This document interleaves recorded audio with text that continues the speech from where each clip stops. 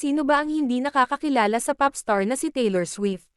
O mas kilala ng kanyang mga fans sa tawag na T-Swizzle, T-Swift, Tay-Tay at marami pang iba. Ngunit sa likod ng kanyang kasikatan baka hindi mo pa alam ang ibang mga bagay tungkol kay Taylor Swift. Sa bidyong ito ating tatalakayin ang mga bagay na maaaring hindi pa natin alam tungkol sa kanya. Simulan na natin.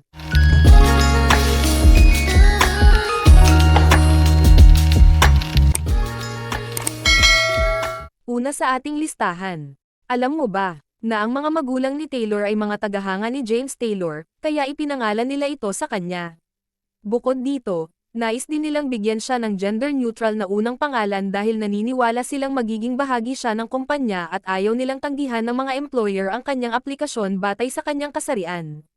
Gusto nilang huwag munang malaman ng mga employer ang kanyang kasarian para hindi niya kailangang harapin ang diskriminasyon bago nila siya makilala.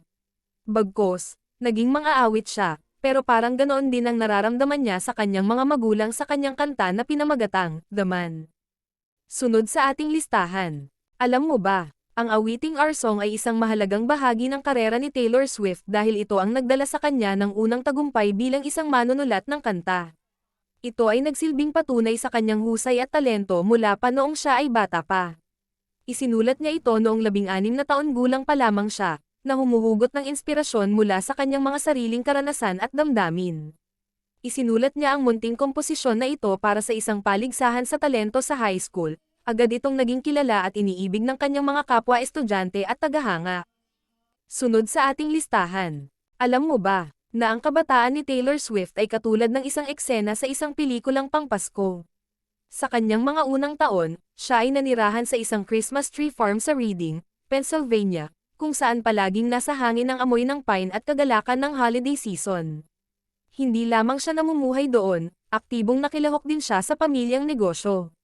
Tumutulong siya sa kanyang mga magulang sa iba't ibang mga gawain, mula sa pagtulong sa mga customer na pumili ng perpektong puno hanggang sa pagdekorasyon ng kanilang tahanan ng mga kumikislap-kislap na ilaw at palamuti hanggang sa pagkuha ng mga mantes pad sa puno bago ito ibenta. Sunod sa ating listahan.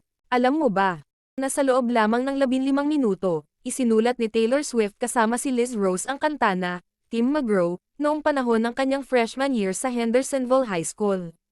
Naisip niya ang melodya habang nasa gitna ng kanyang klase sa matematika. I was just sitting there, and I started humming this melody. Sabi ni Taylor. Pagkatapos, iniugnay niya ang melody sa isang personal na suliranin na kinakaharap niya noon. Alam ni Swift na maghihiwalay sila ng kanyang boyfriend sa senior year kapag umalis ito para sa kolehiyo. Kaya para maipahayag ang kanyang nararamdaman, sinulat niya ang kanta. Sinabi ni Rose na makikita mo ang determinasyon ni Taylor pagdating sa kanyang musika. With the idea and the melody, knowing exactly what she wanted, sabi ni Liz. Nais niyang maipakita ang matamis at malungkot na damdamin ng pag-ibig at pagkawala ng isang mahal sa buhay.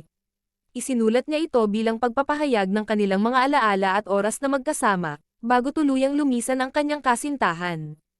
Sunod sa ating listahan. Alam mo ba, na ang lola ni Taylor Swift ay isang professional opera singer at isang TV personality, ito ay si Marjorie Molenkamp Finley na nanay ng kanyang ina. Si Marjorie Molenkamp Finley ay nanalo sa isang paligsahan ng talento noong 1950. Pagkatapos niyang manalo ay nagtungo siya sa ABC Radio Network show na Music with the Girls. Nang kalauna nagkaroon siya ng kanyang sariling programa sa telebisyon at nagsilbi bilang isang MC para sa El Show Pan Americano sa Puerto Rico. Pagkatapos nito ay nagtungo siya sa Timog Amerika at naglabas ng isang album sa Mexico. Siya ang nagbigay kay Taylor Swift ng inspirasyon na sundan ang musika bilang kanyang passion at gawing itong isang karera, sumunod sa yapak ng kanyang lola. Siya ay pumanaw noong ika-1 ng Hunyo taong 2003, sa bayan ni Taylor, Reading, Pennsylvania. Ang kantang, Marjorie, at Timeless, ay alay niya sa kanyang yumaong lola.